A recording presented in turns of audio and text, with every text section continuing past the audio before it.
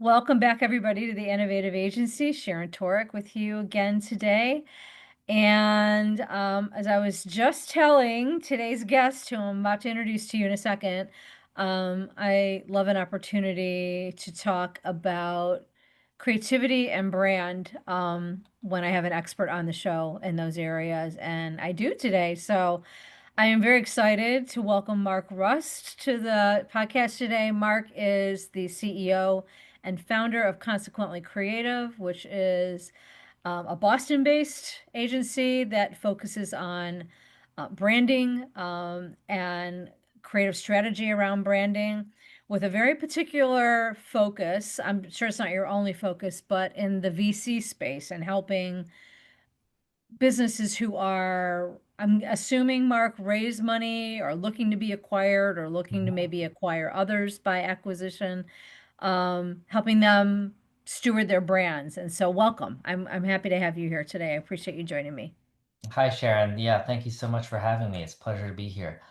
Yeah, I mean, there's so many opportunities where branding actually helps business along. It's not about logos and colors, right? It's about how can we transform businesses, and we really pride ourselves in being the stewards while but while businesses transform, and I honestly believe that all businesses are always transforming, right? It's Right. either a turnaround, a stay the course, or a redirection. And believe it or not, branding should not be an afterthought during that time. Mm. What you say and how you relate to your audience changes all the time. I mean, even think about if you go to like a networking event and you have your little elevator pitch of, who's Sharon, right? Yeah. You change it every single time. It's always Right. different. And you're trying different things and you get better and better at it. Well, same thing with business, same thing Mm. with branding and how that helps during your business growth. Right. I'm curious about I'm curious about a lot of things. I have a lot of questions for you That's great. around how you sort of decided to niche in the VC space. But before we get there, I'm curious about how you talk with your clients about the value of their brand and what it means to their financial bottom line. Because I think that, you took the pains to describe it as not just being colors and logos and things like that, but I think agencies who work in the space a lot maybe don't take a step back often enough. And I see this from, a trademark law perspective sometimes, but they don't take a step back to consider the value of the brand in the business as a whole. Mhm. So talk a little bit about that, and maybe some things that agency owners or leaders should be thinking about when they talk to their clients about their brands and either evolving them, redeveloping them, whatever the Yeah. case might be. Yeah, I mean, well, first off, and I'm going to say this a lot of times, branding should never be an afterthought, right? It should be at the front of your thought, and it is Right. just another tool in your tool chest. And very often, business leaders are great at what they do best, and it might be finance. It might be analyzing the financial part. And I'm saying finance and stuff because, thinking about VCs, private equity, and those types of firms or just business owners and entrepreneurs in general. They're great with their initial idea. They're great at, the muscle that they flex the most, right? Mm. So maybe it's finance, maybe it's developing products, et cetera, et cetera.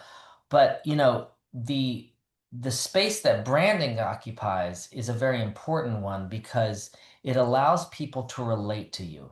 We're all human here. Even if it's in a B2B situation or B2C, it's still humans relating to humans, right? Right. And branding appeals to your emotions and it pulls on many triggers, right? That you should put to use for your company. And I mean this because I mean that this is so important because you do judge a book by its cover. As cheesy as it sounds, you judge a book Yeah. by its cover. And there needs to be a really nice cover to that book, not just for your sake, but for your audience's sake and for how your audience is relating to you and relating to other companies like you. What are you doing to stand out, right? Mhm. You might have the best product, okay? Don't get me wrong, it's the best product. How are you standing out with that product is my question. Because Right. if I see two products that are the same side by side, well, typically I'm going to go on price, right? I'm going to pick the cheaper one, right? Right. Well, beyond that, what do we have? What's one level up from that? Well, it's functionality, right? This does this. Beyond that, there's something else. It's does it have the connections that I need in this connection economy that we live in? And then, so on and so forth. Being new can also be a value there too. Mhm. But really having a focus on what you stand for. And let me kind of let me give you one definition of what branding is, right? Yeah. And there's many definitions, but one that I particularly like is that branding is what you stand for in the minds of the people that you're trying to reach and move into action, right? Yeah. So if my brand stands for something in your mind, Sharon, I don't absolutely control it, right? I can only Right. influence that. And that takes a lot of effort. Influence takes effort. Right. So if I can put out the hooks in the water that I need so people can hook onto it and relate to me, the more I can do, the better I can do, the better. I've always thought about brand to, to build on what you just said about defining brand. Brand is comprised of the promises you make Hmm. about the value that you bring and how well you keep those promises. And those promises could be to your customers, they could be to your internal stakeholders, they could be to your employees. But look and feel is the first thing I think most agencies who do branding, rebranding, product design think about. And of course, it's critical, as you pointed out, because you want it to accurately represent um, your value to the world. But it is so much broader than that. And because it's so much broader than that, there's so many levers within the concept of brand that can impact the value, not values plural, but value, dollar sign value of a company. And I wanted to get your perspective on this because you are working, have chosen to work with a client base that is looking at dollars and cents every day in relationship Yeah. to brand, right? They are looking for your help to maximize the financial value of Yeah. their company, whether they're fundraising or selling or whatever. So how do you talk a little bit about how Yeah. you draw those arrows between brand value and financial performance of a business? Okay. Well, I'll try to answer that. That's a lot, but I mean, It is, but I, yeah, I it's think, in the private equity space, let's say, branding is far more than look and feel. yeah. It's far more than what you represent because it marketing and branding and marketing, what we do, Mhm. has an influence on far more than just the look and feel, right? It has an influence on the culture. It has an influence on the story, the reason, etc. And we try to build stories so people can identify with a company and with a brand. So Mhm. let's say in the case of private equity, you have a situation where a company was purchased. Acquisition happens, and acquisitions always happen under the cloak of secrecy, right? Comes to Right. as a total surprise. You're brought into a conference room. Oh my gosh, we were ABC company, now we're DEF company. Mhm. What? Oh my gosh, well, what happens to me? What does that mean to me? Right. Should I brush off my resume and look for another job? Is my job going to change? Is the culture going to change? What's going on? And at Consequently Creative, we kind of identify that zone as like acquisition turbulence, Mhm. where there's a small window of opportunity to clean up your brand. And what I mean by this is that there are specific actions that can be taken that will not only pay for themselves, but they will help you through an acquisition. So, for example, you want to make sure that your top performers don't jump ship and decide to go somewhere else. You Mhm. want to continue and switch gears so you're starting to attract new talent, right? You also want to celebrate the company that got acquired or is getting acquired or getting changed into something else. And you want to help them understand why they are remarkable and not conventional and why the acquisition makes sense to the overall alignment and the goals.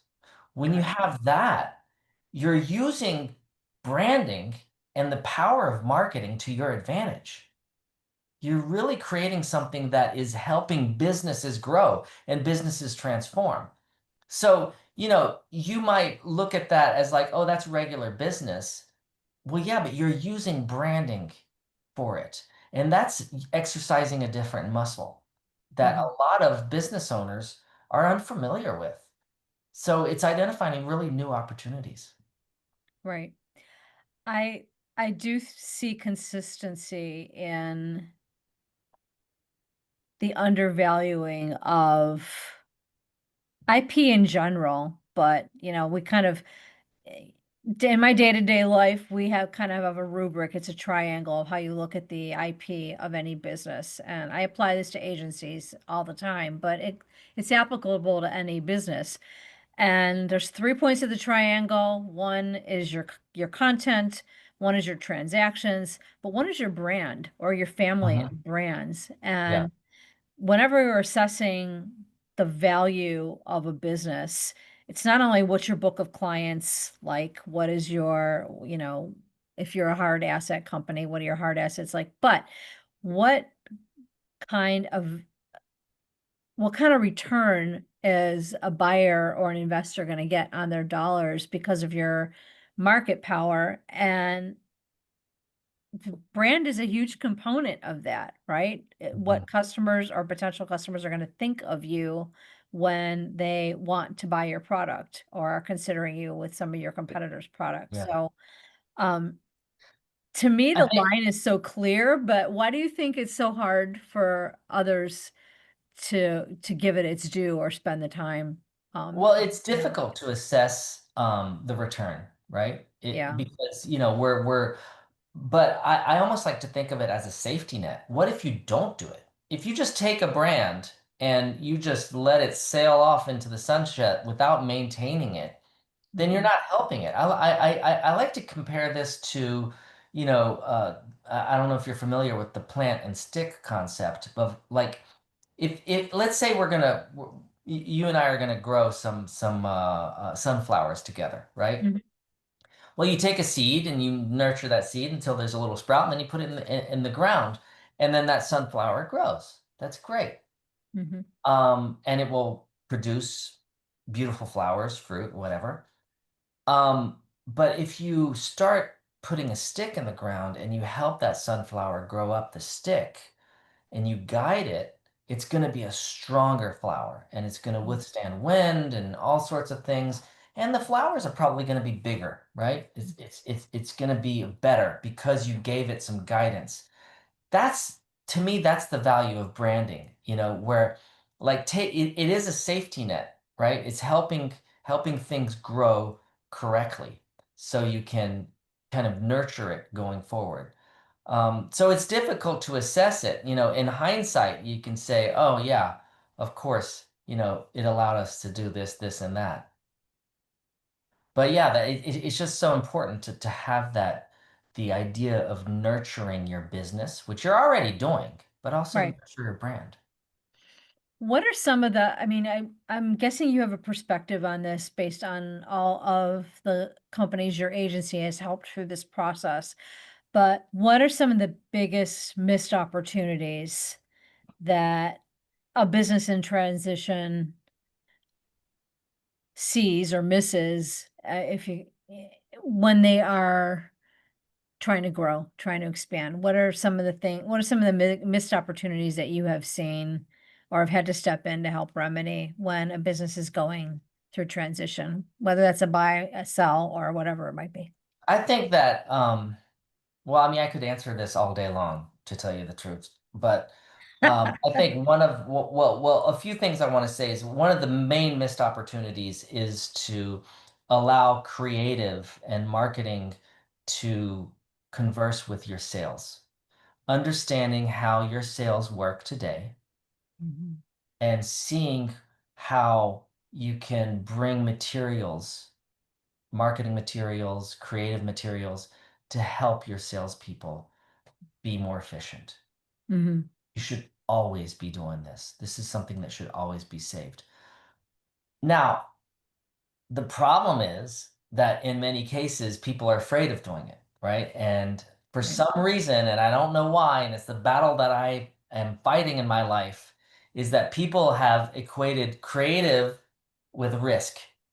And they think that creative is risky. So it really prevents them from doing the things that they should be doing, you know? And we see it all the time. Like, it's already old news now, but a few weeks ago there was the Cracker Barrel logo redesign, right? Right. That to me is just a great example of somebody being afraid of creative. And, they wanted to do some changes. Somebody said, let's change our logo, which I don't think they needed to change the logo, but somebody did. Mhm. And it was a logo that was signed off by all their board of directors, right? Every Yep. single person said, yes, I'm good with that. But it's almost like it was a logo that was designed by committee because everybody was afraid of it. They were afraid of changing the color. They were afraid of making it too different, et cetera, et cetera. And Right. what you get at the end of the day is something pretty bland, right? Yep. I know that creative it may feel like risk, but when you're doing something new and something innovative and you're telling the right stories around it, it shouldn't be risky if you have everybody on board. You know what I mean? Yeah, I do. And I'm also wondering, though, for the benefit of the agency owners listening to this, how do they have that conversation with their clients? How do they create that sense of safety that their clients need to, step boldly forward like that and not feel like it's a bigger risk than they can afford to take? Well, I mean, there's no secret formula to it. It's having the right client and the right agency that are speaking the right language. Mhm. I think that it's also having the decision maker on board. It's very difficult to do a big project where, say, the CEO is once removed and he's in the back office, or and he's not part of what's happening in the conference room. Right. Um, that person you can have the best idea in the world, and that person is the ultimate decision maker and might later on come along and say, you know what, I don't like the color red. Oh, Mhm. well, that CEO or the person who doesn't like red didn't hear the full story, and Right. wasn't on board. So I think we need to have an environment where, you can be productive and you can do these things where you're telling the right stories, etc. And there also needs to be enough reasons as to why you're doing things. Mhm. Going back to Cracker Barrel, you know, did they need to change their logo? Probably not. They Mhm. needed to change other things. I think the reason to change a logo was a symptom from a bigger problem at the core. Let's start with, the cause, not the effect, right? Right. And is sometimes people are treating the effect rather than the cause. Um, Risk can be fun sometimes as well, and creative can be fun. I mean, I'm thinking, and I'm sorry to just focus on logos here, but I think about the Kia logo redesign, Mhm. where they took a logo that was very bland. It was an oval with the word Kia in it, very readable, to something that is extremely edgy, extremely modern. Some people were even having a hard time reading the words KIA in it. Yeah. But bottom line, it was cool. It was different. It was disruptive. They made it work. And I imagine that there's a lot of people at Kia who are against the logo change. Said Mhm. this, I want a logo, but this one's just crazy. Yeah. Well, it did great. It did absolutely great, but it was also sold correctly to the people. You Yeah. know? I think there's dozens of variables behind why the visual representation, look and feel of a brand lands or doesn't land well, right? Mhm. There's as many reasons under the sun as there probably are people who perceive the change, right? And so I think it's so much broader than that. Like your example around the Cracker Barrel situation, you're 100% right. They maybe could have been looking at what was the shopper experience there, right? Mhm. What do the stores actually look and feel like when you're visiting them? What is the messaging in some of the advertising? There's a million things they could have looked at, and maybe a million tiles on the Scrabble board that could have been moved around. And so you're never going to know what the actual outcome is until you take the risk, right? When it comes to Absolutely. visual Yeah. representation of a brand. Um, I am so curious about why an agency like yours that could take its talent in a number of different industry directions. And you don't just represent one vertical, but you concentrate a great deal of your talent in the venture capital and M&A client space. Um, I've had a little bit of access to that world in my volunteer and my work life, and I understand how challenging it is.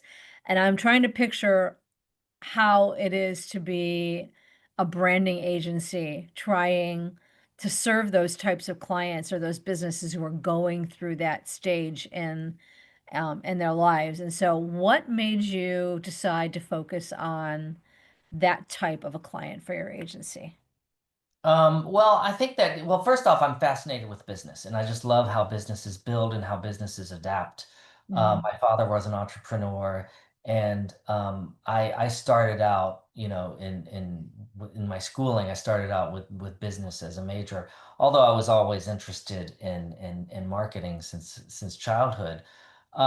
So it was kind of the perfect match for me, the best of both worlds.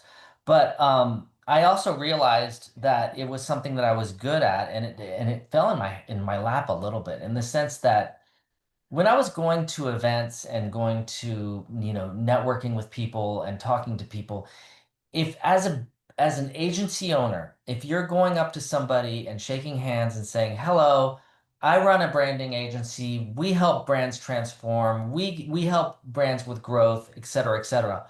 People very quickly say, "Thank you. It was so nice to meet you," and they go off and they talk to somebody else because you're not saying anything unique, right? mhm, And so with that, as I was working on my elevator pitch, I started realizing that unfortunately people equate agencies to, oh, you work with logos and colors and fonts. That's great. Oh, isn't life fun? Um, that doesn't work. All right. That people aren't interested in that and they don't take that seriously. So I started changing my pitch a little bit and intentionally not mentioning colors, not mentioning logos, not saying brand, not even using the word branding, mhm, and starting to say, hey, we help companies go through transitions and transformation. mhm, And when you start saying that, people start asking you questions and say, really? Tell me about that. What do you mean by that? Well, marketing gives the most power possible to your message. And what you say and how your audience relates to you is a driver of business for you. mhm, A lot of business owners and entrepreneurs are actually very bad at messaging. We take that off your plate and we make it easier for you. Now we're starting a really cool conversation. And I mhm, didn't even say that we're a branding agency yet. You know what I mean? mhm. Yeah, I So do. it was part passion. It was part refining my elevator pitch to find my unique place in the marketplace that I could claim authority over. Mhm, And then as I did that, I realized that, in the M&A, PE space, there's a real need for it. Now, granted, I'm not going after everybody in that space. I'm not interested in the person that, fresh out of getting their MBA, they think they know anything. Oh yeah, branding, I can go and get a logo by my cousin does logos. I'll just slap that on. That's not my audience. My mhm. audience is somebody who's a little bit more seasoned, who's had some mistakes, some successes. They understand what risk is. They understand how people relate to businesses, and they can entertain the value that I'm bringing to the table. Do you feel like, choosing to work with the types of clients that you've chosen to work with, very entrepreneurial ones in your case, has that positively impacted the decisions you've made in growing your agency's business? Do you feel like you learn as much from your clients as they probably learn from you, given the space that they're in? Oh, absolutely. Yeah, yeah. Because the thing is that you're helping a business achieve a common goal, right?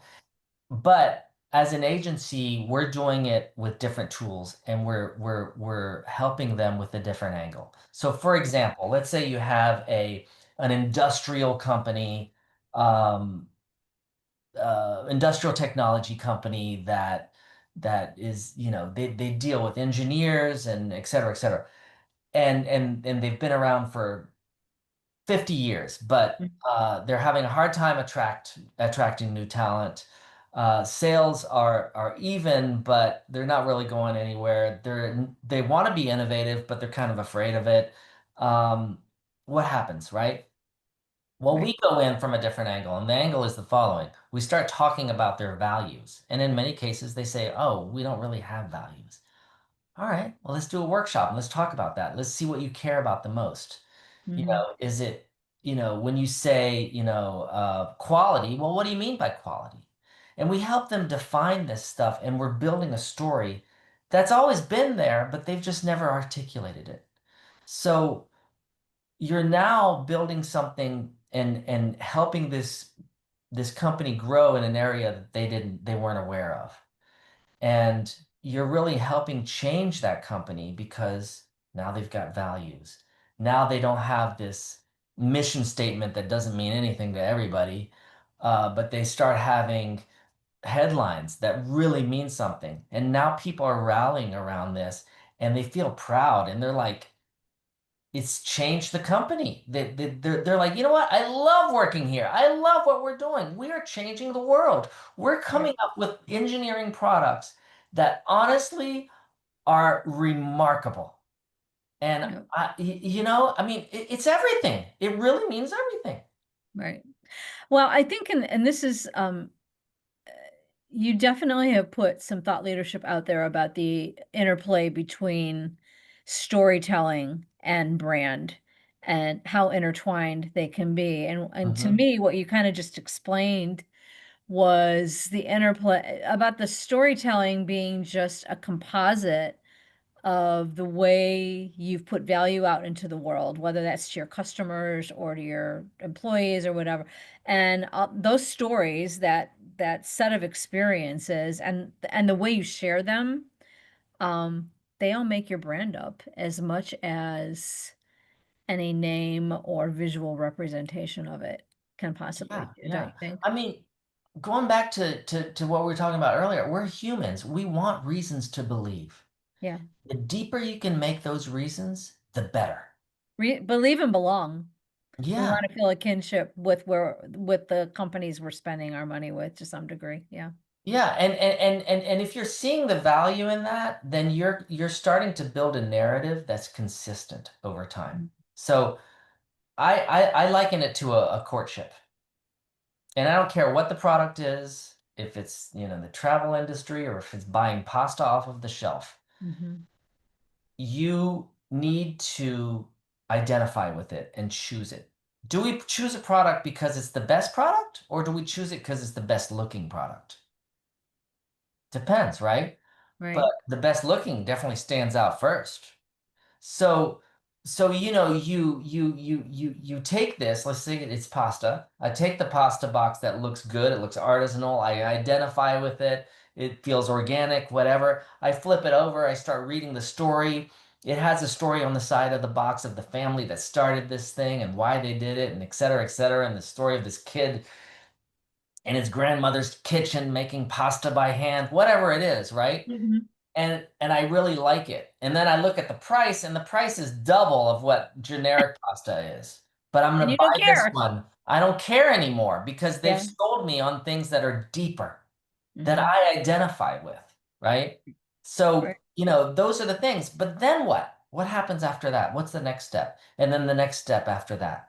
So it's Right. really about identifying that initial um, definition of what you stand for in the minds of the people that you care about, your audience. Right. And then what are you going to do for them? How do you build value over time? Because the Right. fantastic thing with value over time, that translates to trust. And once you have trust, that's priceless. Sky's the limit. Right. And the good that comes from that shows up in lots of different ways, right? Whether it's your employee retention, whether it's your revenues, whether it's your market share, all Hmm. those things that matter to businesses, whether they're in the process of being acquired or looking for investors or capital or not. This has been such a fun conversation. And I love thinking about brand from all the different angles that you Hmm. shared with us today. So I'm so Thank grateful you. to you for sharing a little bit of your expertise with us. And I know everybody listening has gotten something to take away from them as they move forward to help their clients be better branders. So if people want to find out more about the work that you do and Consequently Creative does, what are some of the best ways for them to reach out to you and get in touch with you? Yeah, absolutely. So, of course, LinkedIn, and then our website, consequentlycreative.com. And we publish a lot of content on Instagram as well. So look for us on Instagram. And then as for me, you can Google my name, Marc Rust. It's Marc, and then Rust, Rust. So great to talk to you today, Marc Rust from Consequently Creative. Appreciate you joining for the show Sharon, today. thank Yeah, you. it was Thank my you. pleasure. And thanks the rest of you for joining us for the conversation. We will see you on the next episode. And until then, everybody stay well.